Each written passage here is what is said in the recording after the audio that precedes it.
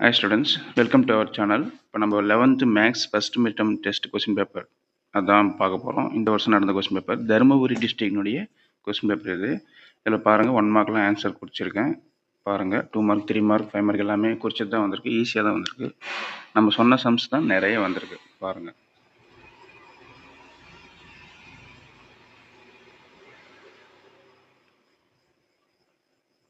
எல்லாம் book back 1 mark தான். First second எல்லாமே புக் பேக் 1 மார்க் தான்.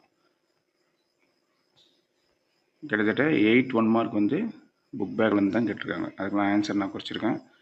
9th 1 மார்க் மட்டும் புக் இன்சைட்லேருந்து கேட்டிருக்காங்க. ஃபஸ்ட்டு சாப்டரில் தேர்ட் எக்ஸைஸ் இது வந்து தேர்ட் எக்ஸைஸ் ரெஃப்ளெக்சிவ் பற்றி கேட்டிருக்காங்க. 2n² - n இந்த புக்கில் இருக்குது, இது இன்சைடில் இருக்குது. 10th வந்து இந்த நேப்பியர்ஸ் ஃபார்முலா சைன் ஃபார்முலா அங்கெல்லாம் இருக்குது பார்த்தியா, அந்த இடத்துல இருக்குது. 9 10 மட்டும்தான் புக் இன்சைட்லேருந்து கேட்டிருக்காங்க. மீதி ஃபஸ்ட்டு 8 கொஸ்டின் வந்து புக் பேக் 1 மார்க்லேருந்தே கேட்டிருக்காங்க. அடுத்தது 2 மார்க் கொஸ்டின் நம்ம சொன்ன கொஸ்டின்ஸ் தான் எல்லாம் வந்திருக்கு. 11 12 13 14 இது 4மே நம்ம சொன்ன கொஸ்டின். சரிங்களா, 4 எழுதினா போதும். கம்பல்சரி வந்து 16th தான். சரிங்களா, convert radiant 11 radians to degree அதுவும் நம்ம சொல்லியிருக்கோம். காட் -15π/4 அதுவும் நம்ம சொல்லியிருக்கோம். எல்லாமே நம்ம சொன்ன கொஸ்டின்ஸ் தான். So answer any 4 questions 3 mark questions. இது ஒரு 4 எழுதணும். பாருங்கள், எல்லாம் ஈஸி தான்.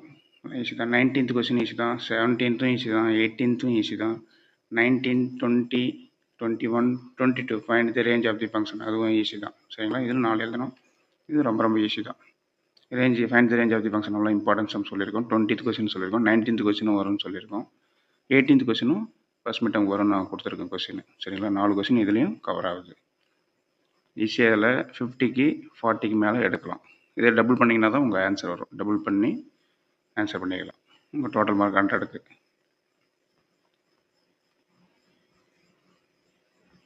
இது 5 மார்க் கொஷின்ஸ்.